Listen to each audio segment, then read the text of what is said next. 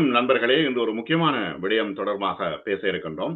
பாராளுமன்றத்தில் எம்பிமார்கள், பாராளுமன்ற உறுப்பினர்கள் எவ்வாறு நடந்து கொள்வது, அவர்களுடைய ஒழுக்கம் என்ன என்பது தொடர்பாக மிக நீண்ட காலமாக பத்திரிகை துறையில் இருக்கும் கிட்டத்தட்ட 30-35 வருடத்திற்கு மேலாக பத்திரிகை துறையில் இருக்கின்ற மாலி அவர்கள் எங்களோடு இருக்கின்றார். அது மட்டுமல்ல, பாராளுமன்ற பத்திரிகையாளராக மிக நீண்ட காலமாக பணியாற்றியவர்.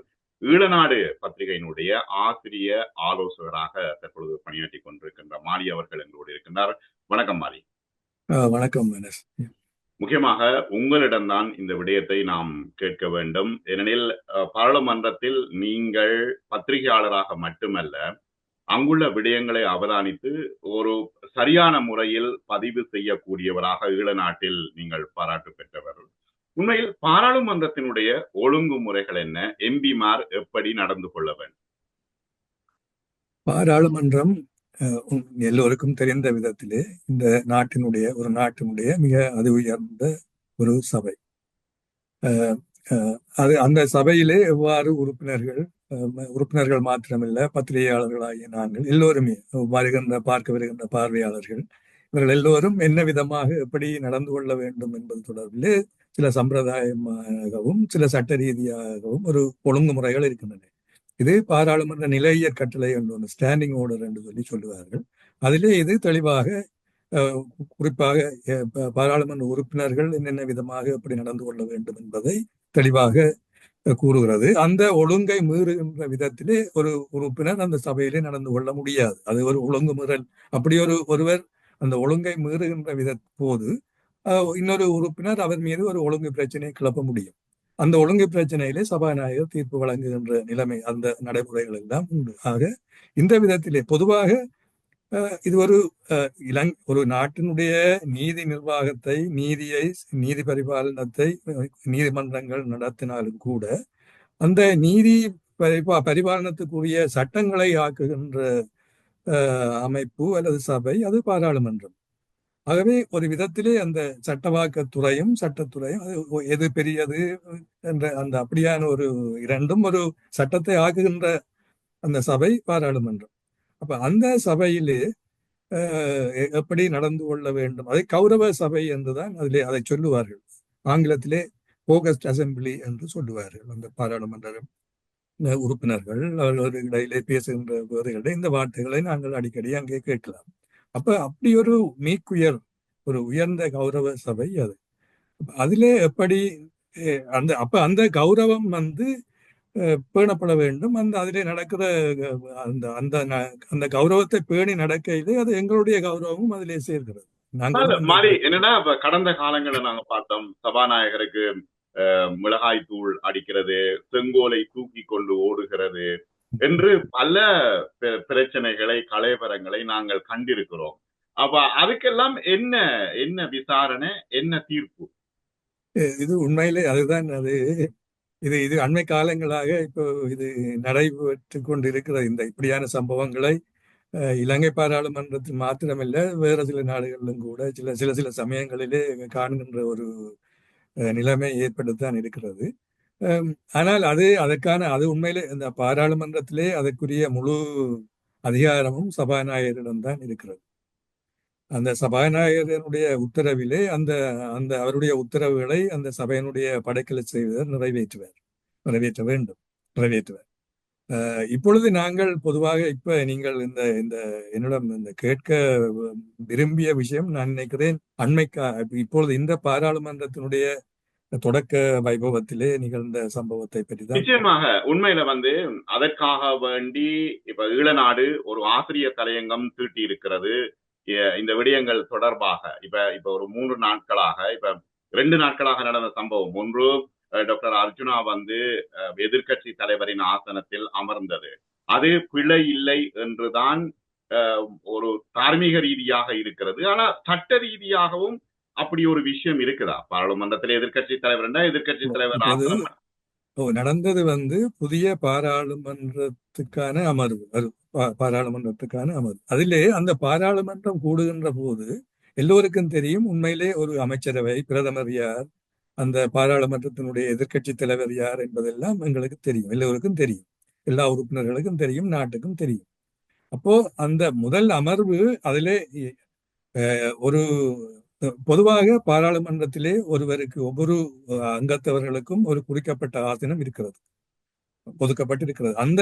அந்த பாராளுமன்ற அமர்வுகளிலே அவர் பங்கு பெற்றுகின்ற போது அவர் தன்னுடைய அந்த ஆசனத்திலே இருந்துதான் அந்த தன்னுடைய உரையை அவர் நிகழ்த்த வேண்டும். அப்படி இல்லாத விதத்திலே அப்படி வேறொரு இன்னொரு ஆசனத்திலே இருந்து அவர் பேசலாம், பேசினாலும் இன்னொருவர் அதன் மீது ஒரு ஒழுங்கு பிரச்சனையை கொண்டு வர முடியும். ஆனால் இந்த முதலாவது அமர்விலே அவர்களுக்கு, இந்த அங்கத்தவர்களுக்கு ஆசனங்கள் ஒதுக்கப்படவில்லை. அந்த விதத்திலே அவர்கள் எங்கும் அமரலாம் என்பது உண்மைதான். ஆனால் ஒரு பொதுவாக ஒரு பொது அறிவிலேயே தெரியும், இது பிரதமர், எதிர்கட்சி தலைவர் யார் என்பதெல்லாம் எங்களுக்கு தெரியும். அவர்களுக்கு அன்று ஒரு ஆசனம் இருக்கிறது என்று தெரியும். அந்த அந்த அந்த புதிய பாராளுமன்றத்துக்கான புதிய சபாநாயகர் தெரிவு செய்யப்பட இருக்கிறார். ஒரு சம்பிரதாய ரீதியிலே அந்த அந்த சபாநாயகருக்கான முன்மொழிவை, பிரேரணையை அரசாங்க தரப்பிலே ஒருவர் பிரேரிக்க வழக்கமாக எதிர்கட்சி தலைவர் அதனை ஆமோதிப்பது ஒரு சம்பிரதாய வழக்கமாக இருக்கிறது. ஆகவே அவர், அந்த எதிர்கட்சி தலைவர், அந்த தன்னுடைய ஆதனத்திலே இருந்து அந்த அந்த ஆமோதிப்பை செய்வது அது ஒரு கௌரவமாக, ஒரு சபைக்கும் ஒரு கௌரவமாக இருக்கும். பொதுவாக சரி, அந்த எங்கே அமர வேண்டும் என்பது ஒரு உறுப்பினருக்கு தெரியாமல் அதுதான் நடந்திருக்கிறது. எங்க டாக்டர் அர்ஜுனா தொடர்பான சம்பவம் தான் இது. அப்ப அதிலே அவர் அந்த எதிர்கட்சி தலைவருடைய ஆசனத்திலே அமர்ந்த போது படைக்கலை செய்வதர் அவரிடம் போய் மிக கனிவான விதத்திலே அவருக்கு அந்த விஷயத்தை விளங்கப்படுத்தி கூறியிருக்கிறார்.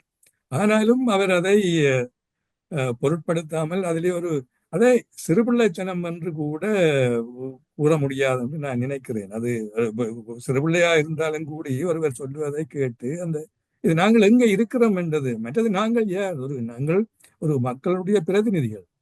இது எங்களுடைய தனிப்பட்ட நடத்தை அந்த முழு மக்களையும் சார்ந்தது. ஆகவே அந்த விதத்திலே அன்று நடைபெற்ற அந்த விஷயம் பொதுவாக எல்லோர் மனத்திலும் ஒரு பொதுவான ஒரு அரசியல் அரங்குல மாத்திரமில்லை, நாடு முழுவதும் ஒரு ஒரு கரிசனையை, ஒரு ஆதங்கத்தை ஏற்படுத்தி இருக்கிறது. அதுதான் எங்களுடைய இந்த ஆசிரியர் தலையங்கத்துக்கும் காரணமாக இருந்தது. நாங்கள் பொதுவாக ஒரு பத்திரிகைக்கு ஒரு பொறுப்பு இருக்கிறது. அதிலும் அந்த ஆசிரியர் தலையங்கம் இன்னும் மிகவும் பொறுப்பானது. அதனுடைய வார்த்தை பிரயோகங்கள், இது எல்லாவற்றிலுமே நாங்கள் ஒரு விசேட கவனம், கரிசனை செலுத்த வேண்டியிருக்கிறது. அப்படித்தான் ஆசிரியர் தலையங்கம் அமைகிறது. நாங்கள் அந்த இளநாடும் அந்த அந்த அந்த குறித்த நீங்கள் குறிப்பிடுகிற அந்த ஆசிரியர் தலையங்கம் ஒரு கோமாளித்தனம் என்ற ஒரு தலைப்போடு வந்தது. ஆனா அந்த சொற்பிரயோகத்தை கூட நான் ஒரு பொறுப்பு உணர்வோடு தான், மிகுந்த ஒரு கரிசனையோடும் பொறுப்புணர்வோடும் தான் அந்த வார்த்தையை இளநாடு நிச்சயமாக பிரயோகித்திருக்கும். உண்மைதான். ஆனால் ஒன்று, இப்ப இது ஒரு புதிய பாராளுமன்ற உறுப்பினர், புத்தம் புதிய பாராளுமன்ற உறுப்பினர் டாக்டர் அர்ச்சுனா எம்பி. ஆகவே அவருக்கு ஏற்கனவே பயிற்சிகள் வழங்கப்படவில்லையா? அதற்கு பிறகா பயிற்சிகள் வழங்கப்பட்டன? நிச்சயமா பிறகுதான் வழங்கப்படும். ஆனால் பொதுவாக அவர் பாராளுமன்றத்துக்கு ஒரு பிரதிநிதியா எம்பி ஆக வேண்டும் என்று சொல்லி விண்ணப்பித்து வேட்புமனு தாக்கல் செய்தவர். ஆகவே அந்த பாராளுமன்றத்தை அவருக்கு ஒரு பொதுமகனாகவும் சரி அல்லது ஒரு வேட்பாளராகவும் சரி அந்த பாராளுமன்றத்தை பற்றிய சில அறிவு நிச்சயமாக இருந்திருக்கும். மற்றது நீங்கள் கூறுகிற விதத்திலே இப்பொழுது இந்த பாராளுமன்றத்துக்கு தெரிவானவர்கள் அர்ச்சுனா மாத்திரமல்ல, மிக பெரும்பான்மையானவர்கள் முதலாக பாராளுமன்றத்துக்கு தெரிவு செய்யப்பட்டார். 176 பேர் புதிதாக தெரிவு செய்யப்பட்டுகிறார். இது இந்த நிலைமை 77ஆம் ஆண்டு தேர்தலிலே ஜே.ஆர். ஜெயவர்தனா 6-5 பெரும்பான்மையுடன் வெற்றி பெற்ற போதும் ஏற்பட்டது. அப்பொழுதும் அந்த பாராளுமன்றத்துக்கு பிரவேசித்த அநேகமானவர், பெரும்பாலானவர்கள், ஒரு கணிசமானவர்கள் புதிதாக பாராளுமன்றத்துக்கு தெரிவானவர்கள். அப்போ அவர்களுக்கு என்னுடைய அறிவுக்கு எட்டிய விதத்திலே முதலாக பாராளுமன்ற உறுப்பினர்களுக்கான ஒரு பயிற்சி அந்த ஜே.ஆர். ஜெயவர்தனாவுடைய அந்த அரசாங்கத்திலே 2-3 தினங்களுக்கு நடைபெற்றது. அந்த விதமாகத்தான் இப்பொழுதும் இந்த பாராளுமன்ற தொடக்க வைபவத்துக்கு பிறகு அந்த பயிற்சி பாராளுமன்ற உறுப்பினர்களுக்கு நடத்தப்பட்டது. அப்படி இருந்தாலும் கூட இது ஒரு பொதுவான விஷயம் என்பது எல்லோரும் ஏற்றுக்கொள்ள வேண்டிய, எல்லோரும் எதிர்பார்க்கின்ற விஷயம். ஆனால் இப்ப அவரை பொறுத்தளவில் நீங்க ஒரு விஷயம் முந்தி நான் உங்களோட வேலை செய்யும் பொழுது குறிப்பிடுவீர்கள். அமிர்தலிங்கம் ஒரு முறை குறிப்பிட்ட விடயம், பாராளுமன்றத்தில் புதிய பாராளுமன்ற உறுப்பினர்கள் வந்த பொழுது அவர் குறிப்பிட்ட விடயம், அதை நினைவுபடுத்துங்க. அது இப்போ அந்த பாராளுமன்றம், அந்த 77ஆம் ஆண்டு தேர்தலுக்கு பின்னான பாராளுமன்றம் இலங்கையினுடைய பாராளுமன்ற வரலாற்றிலே ஒரு முக்கியமான ஒரு காலகட்டம். அதாவது எங்களுடைய தமிழர்களுடைய ஒரு அரசியல், ஒரு மிதவாத அரசியல்ல இருந்து தீவிரவாத அரசியலுக்கு மாற்றம் பெற்ற ஒரு காலம். அந்த பாராளுமன்றத்திலே முன்னர் எப்போதும் இல்லாத விதத்திலே, அந்த பாராளுமன்ற சம்பிரதாயத்தை மிஞ்சிய விதத்திலே புதிதாக முதலாக தமிழர் ஒருவர் எதிர்க்கட்சி தலைவராக அந்த பாராளுமன்றத்திலே வந்தார். அந்த எதிர்க்கட்சி தலைவர் ஒரு சாதாரணமான வளமையான ஒரு எங்களுடைய அரசியலிலே வந்த ஒரு பிரதிநிதியாக, பாராளுமன்ற உறுப்பினராக இல்லாமல், ஒரு தனிநாட்டு கோரிக்கையை பெற்ற அந்த மெண்டேட், அந்த ஆணையோடு, அந்த ஆணையிலே வெற்றி பெற்ற ஒருவராகவும் அந்த எதிர்க்கட்சி தலைவர் இருக்கிறார். ஆகவே இது ஒரு முக்கியமான ஒரு காலகட்டம். இந்த காலகட்டத்திலே மிக ஒரு காரசாரமான விவாதங்கள் அந்த பாராளுமன்றத்திலே இடம்பெற்றது. அந்த வேளை மிக அந்த கடினம் எல்லோரும் ஒரு பரம வைரிகள் போலத்தான் ஒரு போர் புரிகின்ற விதத்திலே தான் அந்த சொற்போர்கள் நடக்கும். ஆனால் அந்த நேரத்திலே ஒருவர், எனக்கு அது என்ன என்றால், ஒருவர் இடைக்கிட பலர் குறிப்பிடுவார்கள். அதிலே குறிப்பாக இந்த புதிதாக தெரிவு செய்யப்பட்ட பாராளுமன்ற உறுப்பினர் குறுக்கிடுவது வழக்கம். அப்போது ஒரு தடவை அமுதலிங்கம் சொன்னார், உனக்கு இன்னொரு முறை இந்த பயிற்சி வகுப்பு நடத்த வேண்டும் என்று சொல்லி அவர் அந்த தன்னுடைய விவாதத்தின் போது குறிப்பிட்டார். இப்படி பல சுவாரஸ்யமான சம்பவங்கள் அந்த நாங்கள் பார்க்கலாம். நினைவில் பொழுது சொல்லுங்கள். அடுத்தது பாராளுமன்ற உறுப்பினர்களுடைய பேச்சு, அந்த கண்ணியம், அது எப்படி இருக்க வேண்டும்? இப்ப அவர் ஒரு முறை அவர் குறிப்பிடும் பொழுது, டாக்டர் அர்ஜுனா குறிப்பிடும் பொழுது புத்கலையா என்று சொல்றார், அந்த மனுஷர் அல்லது அந்த ஆள் என்று சொல்றார். அப்படி சொல்லலாமா? இல்ல, நிச்சயமாக அது இல்லை. அது ஒரு நான் நினைக்கிறேன், ஒரு சாதாரணமான அந்த தொடக்க நிகழ்வு இல்லாமல் ஒரு சாதாரணமான அமர்விலே இவர் இந்த மாதிரியாக பேசுவதை அந்த இருக்கிற உறுப்பினர்களோ அல்லது சபாநாயகரோ அனுமதிப்பார்கள் என்று நான் நினைக்கவில்லை. இது ஒரு உண்மையில ஒரு கண்ணியமான சபை. நான் இந்த இடத்துல எனக்கு ஒரு ஞாபகம் வருது. யாரு, ரஞ்சன் ராமநாயக்கா சபாநாயகரை கூப்பிடும் பொழுது லொக்கா லொக்கான்னு தானே கூப்பிடுவார். இது ஒரு சம்பிரதாயம் இருக்கிற சில வேளைகளிலே அது ஒரு கடினமான விதத்திலே பின்பற்றப்படாமலும் இருக்கலாம். ஆனால் நான் என்னுடைய பாராளுமன்ற நிருபராக நான் இருந்த இந்த கால அனுபவத்திலே நான் கற்றது உண்மையிலே தனியா அந்த அந்த அந்த பல விஷயங்கள், ஒரு பல்கலைக்கழகத்துக்கு நிகரான பல விஷயங்களை நான் இந்த பாராளுமன்றத்திலே கற்றேன். பரம வைரிகளாக இருப்பார்கள். ஆனால் அவர்கள் அந்த ஒரு விவாதத்திலே ஈடுபடுகின்ற போது எவ்வளவு கண்ணியத்தோடு அந்த விவாதத்திலே ஈடுபடுகிறார்கள். அது பெரிய ஒரு நினைப்பதற்கு ஒரு விந்தியான விதத்திலே இருக்கும்.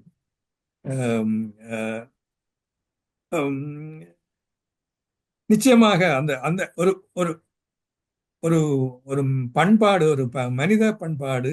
மற்றது, நாங்கள் ஒரு சட்டத்துக்கு எவ்வாறு நாம் அமைவாக எங்களுடைய நடத்தையை, எங்களுடைய ஒரு ஒரு ஒரு ஆத்திரமான நிலைமைகளை கூட நாங்கள் எவ்வாறு அதில் பேணுகிறோம் என்பதெல்லாம் பல விஷயங்கள் அந்த காலங்களிலே பொதுவாக இந்த பாராளுமன்ற அமர்வுக்கு தேர்வு செய்யப்படுகிறவர்கள் பெரும்பாலும் பொதுவாக ஒரு சட்ட அறிஞர்களாக இருப்பது ஒரு மரபாக இருந்து வருகிறது. என்றால் அது ஒரு சட்டவாக்க சபை, மற்றது ஒரு மக்களுடைய பல்வேறு பிரச்சனைகளை விவாதித்து வெல்ல வேண்டிய ஒரு அரங்காக இருக்கிற விதத்திலே அது அந்த விதத்திலும் அது அவ்வாறாக அமைந்திருக்கலாம். அப்படி அந்த சட்டவாதிகளுடைய அந்த விவாதங்களை கேட்கின்றது அது ஒரு தனி அனுபவமாக எங்களுக்கும் ஒரு பிரயோஜனமான விதத்திலே அந்த அமர்வுகள் இருந்திருக்கின்றன. பொதுமக்கள் கேட்கிறார்கள், சட்டத்தரணிகள் மட்டுமா பாராளுமன்றம் போக வேண்டும் என்று பொதுமக்கள் இப்பொழுது கேட்டுக்கொண்டிருக்கிறார்கள். இல்ல, நிச்சயமாக அப்படி இல்லை. ஆனால் ஒரு ஆற்றல் உள்ளவர் அது ஒரு விஷயத்தை அந்த பாராளுமன்றத்திலே தெரியப்படுத்தவும், அதை தெளிவுபடுத்தி தன்னுடைய மக்களுக்கான தேவையை நிறைவேற்றுவதற்கான ஒரு ஆற்றலும் நிச்சயமாக அது. ஆனால் இது ஒரு சட்ட ஆக்க சபையாகவும் இருக்கின்ற விதத்திலே பொதுவாக இந்த சட்ட அறிஞர்களுக்கு இது ஒரு பெருத்தும் அனுகூலமாக உண்மைதான். இருக்கிறது. என்னடா புத்திசாலித்தனம் திரு காமராஜர் அவர்களுடைய புத்திசாலித்தனத்தை நேரு அவர்கள் பாராட்டுவாராம். என்னன்னா காமராஜர் நேருவை சந்திக்க போனாலே நேரு பயப்படுவாராம். என்னன்னா ஏனைய மாநிலங்களுக்கு கொடுக்காமல் நிறுத்தி வைத்திருக்கின்ற நிதி எல்லாத்தையும் இவர் வாங்கி கொண்டு வந்துடுவாராம். அவ்வளவு புத்திசாலித்தனமாக நடந்து கொண்டார். அது அது உண்மை. அது இலங்கையிலும் அவர் கூட என்ன சட்டவாளரா இல்லையே? அது சரி. ஆமாம். ஆகவே என்ன எப்படி இருந்தாலும் அந்த அவர்கள் பாராளுமன்ற உறுப்பினர்களாக மக்களுடைய தேவைக்காக மக்களுடைய பிரதிநிதிகளாக சென்றவர்கள் அந்த சபையிலே தாங்கள் அந்த அந்த ஒரு உரிய ஒழுங்குகளோடு நடந்து தங்களுடைய அலுவல்களை வென்றெடுக்க வேண்டும். இப்ப எல்லாரும் போனை கொண்டு போய் போனை பார்த்து கொண்டிருக்கின்றார்கள். சோசியல் மீடியாவில் உடனே அப்டேட் பண்ணுகிறார்கள். இந்த கலாச்சாரம் இப்பொழுது வந்திருக்கிறது. அன்றைக்கு நடந்த விஷயத்தையும் உடனடியாகவே சோசியல் மீடியாவில் டாக்டர் அர்ஜுனா எம்பி போட்டிருந்தார். ஆகவே இப்ப இது எல்லாம் ஒரு சோசியல் மீடியா அரசியல் இவ்வளவு தூரம் விரிவடைந்திருக்கிறது. அதை நீங்க ஒரு பாரம்பரிய பத்திரிகையாளராக எப்படி பாருங்க?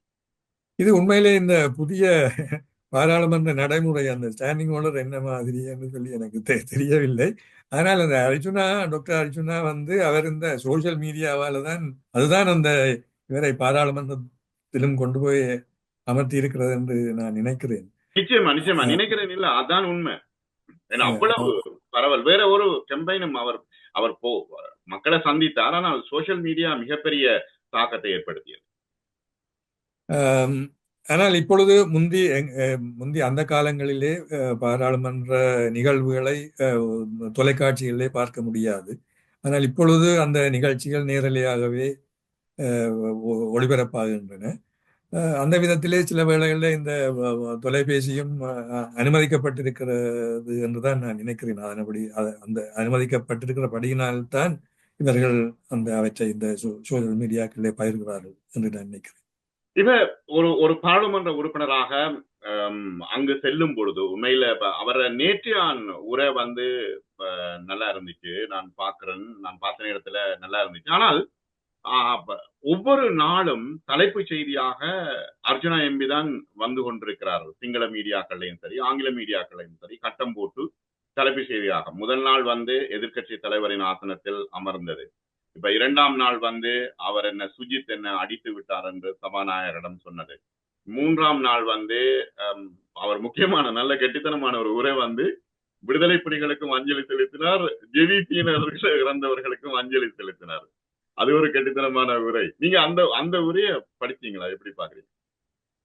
பார்த்தேன். இது எங்களுடைய பாராளுமன்ற இந்த கடைசியாக நடைபெற்ற பாராளுமன்ற தேர்தலுடைய முடிவுகள் மக்கள் ஏதோ ஒரு மனநிலையிலே ஒரு தங்களுடைய வாக்குகளை அளித்திருக்கிறார்கள்.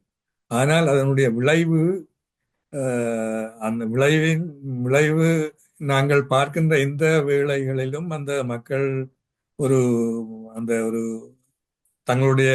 தாங்கள் அளித்த தீர்ப்பிலே ஒரு பூரணமான நிறைவோடு இருக்கிறார்களா என்பது சொல்ல முடியாது என்றுதான் நான் நினைக்கிறேன். ஏனென்றால் இப்போ நடக்கின்ற தெற்கிலே இப்பொழுது ஏற்பட்டிருக்கின்ற இந்த அரசாங்கத்திலே நாங்கள் எங்களுடைய தமிழ் மக்களுடைய பிரதிநிதித்துவம் என்ன விதத்திலே எங்களுடைய அரசியலை வழிநடத்தி செல்ல போகிறது என்பது ஒரு பெரிய எதிர்பார்ப்பும் கேள்வியுமான ஒரு விஷயம். அப்படி ஒரு சாதுரியமாக எங்களுடைய அரசியலை நகர்த்தி வெல்லக்கூடிய விதத்திலே எங்களுடைய பாராளுமன்ற அந்த பொறுப்பு தெரிவாகி இருக்கின்ற பாராளுமன்ற உறுப்பினர்களுக்குத்தான் அவர்களிடம்தான் இருக்கிறது. அந்த விதத்திலே அவர்கள் அதனை ஒரு பூரணமான விதத்திலே மக்களுடைய அபிலாஷைகளுக்கும் அவர்களுடைய விருப்பத்துக்கும் ஏற்ற விதத்திலே நிறைவேற்றுவார்களா என்ற ஒரு பெரிய கேள்வி எதிர்பார்ப்பு இருக்கிறது. ஆக அந்த விதத்திலே இந்த நீங்கள் குறிப்பிடுகின்ற இந்த டாக்டர் அர்ஜுனா என்ன விதமான ஒரு வகைபாகத்தை இந்த அரசியல் போக்கிலே வகிக்கப் போகிறார் என்பது மிக ஒரு அவதானத்துக்குரிய விஷயம். இது நீங்க இப்பொழுது தென்னிலங்கையிலே மாத்திரமல்ல, இலங்கை முழுவதும் அவர் ஒரு பிரதான இடத்தை செய்தித்துறையிலே பெறுவதை நாங்கள் எல்லோரும் காண்கின்றோம். ஆனால் இது இது இது அரசியலிலே தனியா ஒரு ஒரு விஷயத்தை வெளிப்படையாக பார்க்க முடியாது. அது பல்வேறு விதங்களிலே பல கோணங்களிலே அவற்றை அதனுடைய பின்புலங்கள் பின் நடவடிக்கைகள் எல்லாவற்றையும் அவதானிக்க வேண்டும். ஆகவே இது என்ன விதமான ஒரு தாக்கத்தை ஏற்படுத்த போகிறது என்பது அவதானிக்கப்பட வேண்டிய ஒரு விஷயம். யாழ்ப்பாணத்தில் இருந்து வருகின்ற காலை கதிர் பத்திரிகை முக்கியமான ஒரு விடயத்தை, அந்த மஞ்சள் குளமிட்டு எழுதுகின்ற ஒரு விஷயத்தை எழுதியிருக்கிறது.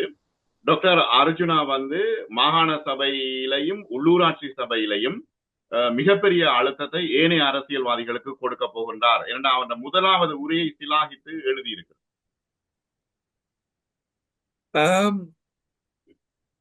இது பொறுத்திருந்துதான் பார்க்க வேண்டும். அவர் எந்த அளவு தூரம் ஒரு அரசியலிலே ஒரு தாக்கத்தை ஏற்படுத்துவாரா, அல்லது இது ஒரு ஒரு பரிகாசமான நிலையை ஏற்படுத்துவாரா என்பது தெரியவில்லை. அல்லது இவரை மற்ற அரசியல்வாதிகள் என்ன விதமாக பயன்படுத்த போகிறார்கள் என்பதெல்லாம் நாங்கள் ஒரு அவதானத்தோடு பார்க்க வேண்டிய விஷயம்.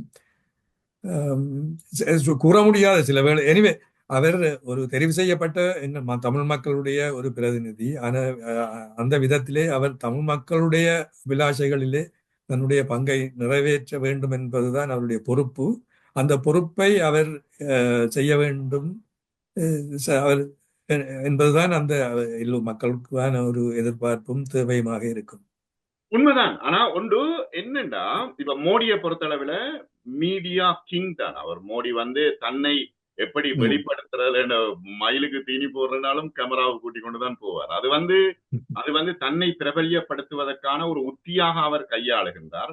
ஆனால் இவர் அவர் கையாளுறது வேறொரு விஷயம். ஆனா அது மிக முக்கியமா, இப்ப பூட்டின் தோலை தட்டுறது, ட்ரம்புக்கு போய் அடிக்கிறது, இப்ப அதெல்லாம் இங்கிலீஷ் மீடியாக்கள் பிரபல்யப்படுத்துகின்றன அவர் அந்த அணுகுமுறையை. அப்படி மீடியா ஒரு ப்ரொபகண்டா செய்யலாம். ஆனா இது எல்லாம் நெகட்டிவா இல்ல போய் வருது. அதான் இது மிகுந்த உண்மையில எல்லோருக்கும் ஒரு இந்த டாக்டர் அர்ஜுனா தொடர்பான இந்த அரசியல், இந்த விவகாரங்கள் ஒரு கூர்ந்த கவனிப்புக்கு உரியவை. இது அவர் ஒரு தெரிவு செய்யப்பட்ட பாராளுமன்ற உறுப்பினர். அந்த ஒரு இதிலே ஒரு மௌனம் சார்ந்த ஒரு எதிர்பார்ப்பை தவிர இதில் ஒரு எதிர்ப்பு கூறக்கூடிய எதுவும் எனக்கு பொதுவாக தெரியவில்லை. ஆனால் இப்ப இருக்கிற சூழ்நிலையில கடந்த கால அரசியல்வாதிகளுக்கும் இப்ப உள்ள அரசியல்வாதிகளுக்கும், அது சிங்கள தமிழ் எல்லா அரசியல்வாதிகளுக்கும் இடையிலான இந்த பாராளுமன்ற அமர்வுகள் நடைமுறைகள்ல பேச்சுல எப்படி இருக்குது உங்களுடைய பார்வையில?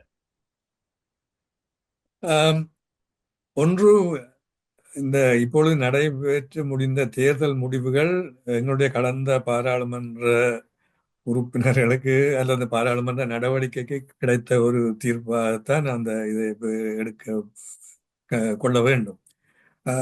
ஆனால் பொதுவான ஒரு அதிருப்தி எல்லோரை நான் கூறவில்லை, பொதுவான ஒரு அதிருப்தி ஏற்பட்டது கடந்த பாராளுமன்ற காலத்திலே ஏற்பட்டிருக்கிறது.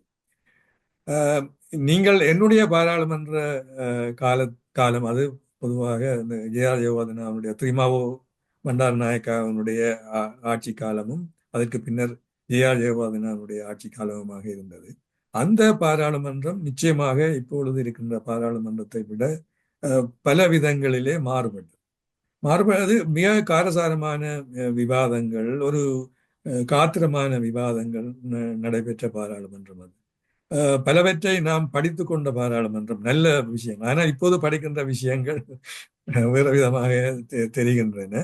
ஆனால் அந்த எதிர்பார்ப்புகளோடு நாங்கள் இந்த பாராளுமன்றத்தை நோக்குகின்ற போது ஒரு ஒரு சலிப்பு அல்லது ஒரு திருப்தியின்மை நிச்சயமாக இருக்கிறது. அது ஒரு இலங்கை அரசியல் தொடர்பிலே எங்களுடைய ஒரு ஈடுபாடு, ஆர்வம் இருந்தாலும் அது தொடர்பாக எழுதுவதற்கு அல்லது ஒன்றை கூறுவதற்கு கூட ஒரு தயக்கம் ஏற்படுகின்ற, அது ஒரு ஆர்வம் இல்லாத ஒரு நிலைமை. என்னுடைய தனிப்பட்ட சொந்த அனுபவத்திலே நான் அதை அனுபவிக்கிறேன். ஆம், ஆம், நான் என்னுடைய நண்பர்களுடன் சில வேளைகளிலே கூறுவது, தோற்று போனவர்கள் அரசியல்வாதிகள் மாத்திரமல்ல, பத்திரிகையாளர்களாகிய நாங்களும் கூட தோற்றுத்தான் போயிருக்கிறோம் போல் தெரிகிறது. ஏனென்றால் ஒரு ஆக்கபூர்வமாக நாங்கள் எங்களுடைய அரசியலிலே சாதிக்க முடியவில்லை என்ற ஒரு ஆதங்கம் விடுகிறது. இதனை இது பொதுவாக எங்களுடைய பாராளுமன்ற உறுப்பினர்கள் அவர்கள் அவர்களிடமிருந்து பெற்ற ஒரு விளைவு என்றுதான் கூற வேண்டும் இப்ப கருதுகிறேன். தமிழர்களுடைய அரசியல் எதிர்காலம் எவ்வாறு இருக்கிறது உங்களுடைய பார்வையில? இப்பொழுது ஒரு முன்னர் முன்னர் முன்னர் ஒரு தடவை சில சந்தர்ப்பங்கள்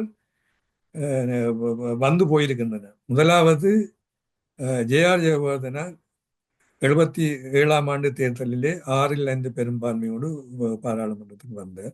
உண்மையிலே அவருக்கு இருந்த செல்வாக்கு அவருடைய வாய் சொல்லை மீறி அல்லது அவருடைய கை அசைவை மீறி எதுவும் நகராத ஒரு நிலைமை ஒரு அரசியலிலே அவருக்கு இருந்தது.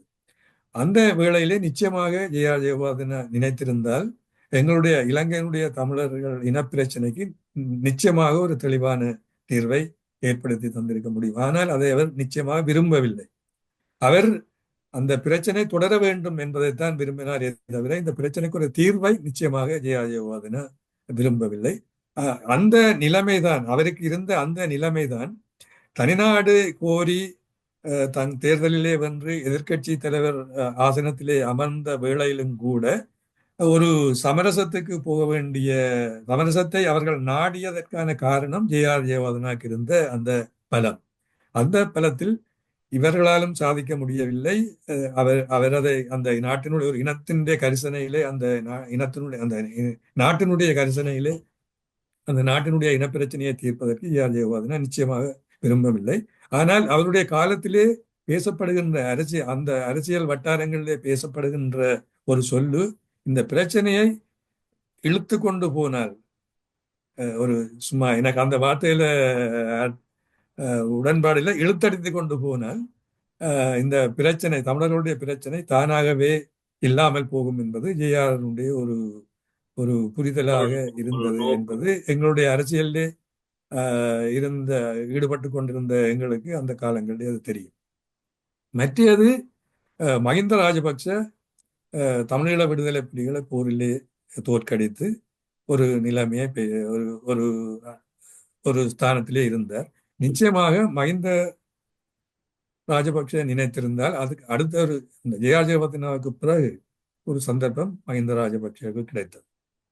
அவர் அந்த தமிழர்களுடைய பிரச்சனையும் தீர்த்திருந்தால் இன்றைக்கு ஒரு நோபல் பரிசோடு அவர் இருப்பார் நிச்சயமாக. அது மட்டுமில்ல, அவர் சாகும் வரைக்கும் அவர் தான் ஜனாதிபதியாக இருந்திருப்பார். நிச்சயமாக நல்ல ஒரு கனிந்து வந்த காலம். அவர் நிச்சயமா அவருக்கு அந்த சந்தர்ப்பம் இருந்தது. ஆனால் அவர் விரும்பவில்லை. அவர் ஜனாதிபதியாக இருந்து விலகிய பின்னர் நான் அவரை சந்தித்த வேளையிலே கேட்டேன். ஆனால் அந்த நேரத்திலே அவர் அதை சாடையா ஒரு ரிக்ரெட் பண்ற மாதிரி இருந்தாலும், ஆனால் அவர் அதை சமாளித்தார். நான் அரசியல் தீர்வுக்கு முதல் அபிவிருத்தியை பற்றித்தான் யோசித்தேன் என்று சொன்னார். ஆனால் நிச்சயமாக அவர் நீங்கள் சொன்ன விதத்திலே ஜனாதிபதியாக இருக்க வேண்டிய அந்த சுகபோகத்தை நினைத்து அந்த விதத்திலே ஒரு சிங்கள மக்களுக்கு இடையிலே தான் ஒரு ராஜாவாக இருக்க விரும்பினாரே தவிர, ஆனால் அப்படி இல்லாமல் உண்மையிலே அவர் இலங்கை முழுவதுக்கும் அவர் நினைக்கிற விதத்திலே ஒரு மன்னனாக இருந்திருக்க முடியும். அவர்களோ குடும்பமோ இனவாதத்தை சுவைத்துக் கொண்டிருந்தார்கள். இனவாதத்தை அரசியல்ல தங்களை நிலைநிறுத்தி கொண்டிருந்தார்கள். எவ்வளவு பெரிய டாம்பீகம்! ஒரு விழா வைக்கிறதுண்டா எவ்வளவு பெரிய டாம்பீகம்! மற்றது இன்னும் இதற்கு இடையிலே சந்திரியா பண்டாரநாயக்கனுடைய காலத்திலும் நிச்சயமாக அப்படி ஒரு சந்தர்ப்பம் கிடைத்தது. அது சிலருக்கு அது நான் கூறுவது கசப்பாகவும் இருக்கலாம். ஆனால் அந்த இது தோற்று போனதற்கு இல்லாமல் போனதுக்கு எங்களுடைய தரப்பு காரணம் என்றதுதான் என்னுடைய அனுமானம்.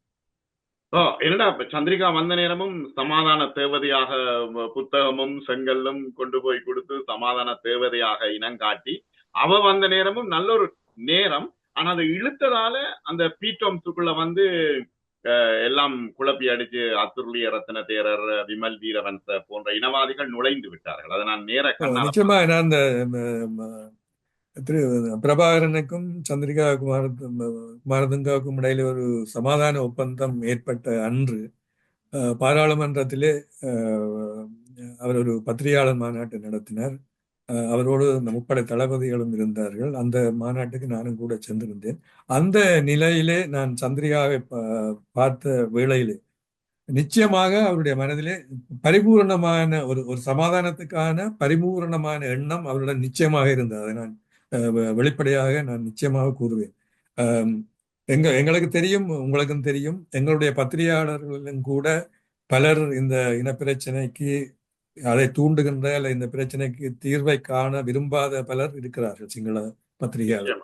அவர்கள் எல்லோரும் அந்த அவரை கேள்வி கணைகளாலே துளைத்து எடுத்த வேளையிலே தன்னுடைய முப்படை தளபதிகளை வைத்துக்கொண்டு சந்திரிகா அளித்த பதில்கள் நிச்சயமாக நான் என்னுடைய ஒரு பத்திரிகை அனுபவத்திலே கூட நான் அந்த பத்திரிகையாளர் மாநாட்டை ஒரு முக்கியமான ஒன்றாக நான் கூறுவேன். அவர் வெகு திடமாக எவ்வளவு விசுவாசத்தை பிரபாகரனிடம் வைத்திருந்தார் என்பதை நான் அதிலே பார்த்தேன். இப்பொழுது இருக்கின்ற இந்த இப்பொழுது கொஞ்ச காலம் தானே, 1 மாசம் 2 மாதங்கள் ஆகிவிட்டன. இந்த சூழ்நிலையில் அனுரகுமார திசுநாயக்காவினுடைய அரசாங்கத்தினுடைய திசை எவ்வாறு இருக்கிறது? இப்ப 13ஆம் திருத்தம் வேணுமென்றாங்க, வேண்டாம் என்றாங்க, கொடுப்போம் என்றாங்க, கொடுக்க மாட்டோம் என்றாங்க. ஒட்டுமொத்தமாக இனவாதம் இல்லாத ஒரு அரசாங்கத்தை கொண்டு போகின்றோம் என்ற விஷயத்தை தான் முன்வைக்கிறார்கள். அதை எப்படி பாக்குறீங்க? இனவாதம் இல்லாத என்றது சரி, ஆனா 2 இனங்கள் என்றதை முதல்ல ஒப்புக்கொள்ள வேண்டும். அந்த அடையாளம் இருக்க வேண்டும். அந்த அடையாளத்தோடு தான் அந்த இனவாதம் இல்லாத அந்த சமாதான போக்கு இருக்க வேண்டுமே தவிர எல்லாம் ஒன்று என்று சொல்லி சங்கமித்து கலந்து விட முடியாது.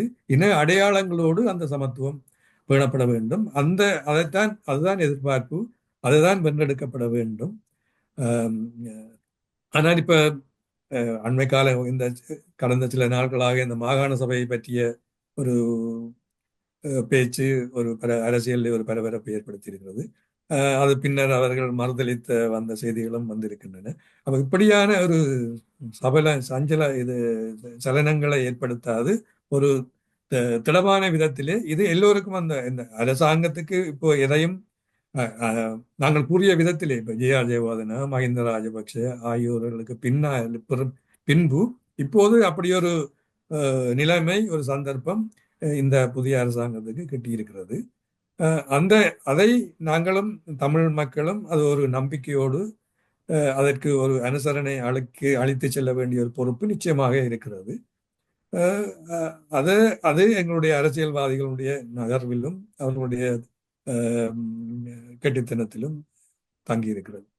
நிறைவாக இந்த அரசியல்வாதிகளுடைய நகர்வு கெட்டித்தனத்திற்கான தலைமைகள், நீங்கள் சொன்னது போல முக்கியமான சட்டம் தெரிந்த தலைமைகள் இல்லாத இதுல ஒன்று குறுக்கிட மன்னிக்க வேண்டும். ஒன்று நல்லாட்சி அரசாங்க காலத்திலே ஒரு சந்தர்ப்பம் இருந்தது, அதிலும் ஒரு சந்தர்ப்பம் இருந்தது. நிச்சயமாக அதுக்கு பொறுப்பேற்க வேண்டியவர்கள் மக்களுக்கு ஒரு நம்பிக்கையை ஊட்டி அந்த நம்பிக்கை இனத்தை ஏற்படுத்திய எங்களுடைய தமிழ் பிரதிநிதிகள் என்பதையும் அந்த பொறுப்பும் அவர்களுக்குரியது என்பதையும் குறிப்பிடத்தான் வேண்டும் என்று நான் நினைக்கிறேன்.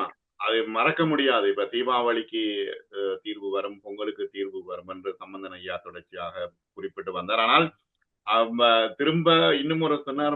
ஆனால் ஜே.ஆர். இது அவர்கள் நம்பி இருக்கிறார்கள். ஆனால் ரணில் விக்ரமசிங்க அடுத்த ஜே.ஆர்.உடைய வாரிசு.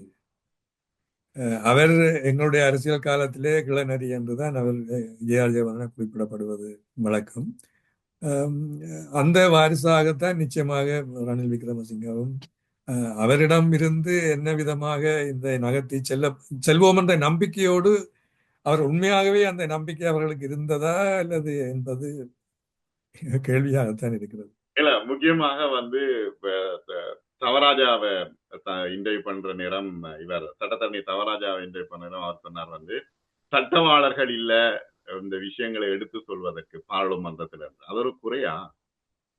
இல்ல, அது ஒரு குறைதான். நிச்சயமாக சட்டவாளர்கள் மாத்திரம்தான் தேவை என்பதல்ல. ஆனால் சட்டவாளர்களும் தேவைதான். மிக நன்றி மாலி. உங்களுடைய அனுபவங்களையும் மற்றும் உங்களுடைய ஆசிரியர் தலையங்கம் மிக முக்கியமான ஒரு தாக்கத்தை எனக்கு ஏற்படுத்தியது. ஈழநாடு பத்திரிகை வந்து கோமாளித்தனத்தின் ஆபத்து என்று ஒரு ஆசிரியர் தலையங்கம். அது சாதாரணமான தலையங்கம் இல்லை. அது வந்து ஏனெனில் அது திருந்த வேண்டும். டாக்டர் அர்ஜுனா தன்னுடைய நிலைப்பாடுகளை மாற்றி சமூகத்துக்கான கவனத்தை செலுத்த வேண்டும் என்பதனுடைய ஒரு முக்கிய வெளிப்பாடாகவே நான் பார்க்கிறேன். ஈழநாடு நான் எத்தனையோ வருடமாக பார்த்து கொண்டு வருகிறேன். மிக நன்றி மாலி உங்களுக்கு இந்த சந்தர்ப்பத்தில். நன்றி. நன்றி, வணக்கம்.